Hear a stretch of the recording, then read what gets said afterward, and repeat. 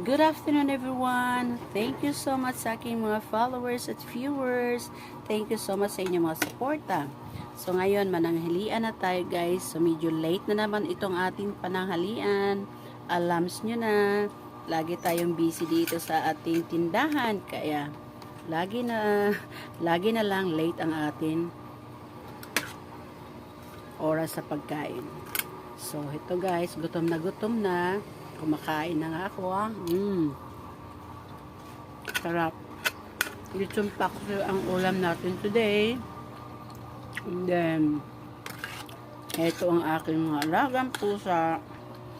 Ang aking pusa. At saka nandito pang aking palangga na si Bowser. Mga friendly lover kong mga doggy. Si Bowser. Ito si Louie. So, dito pa rin tayo sa ating araw-araw na hanap buhay. Ayan guys. Nandito lang tayo. Atin na tong daily routine. So, ngayon tatapusin ko muna ito ang pananghalian ko guys. Okay, thank you so much for watching. Bye-bye. See you in my next video.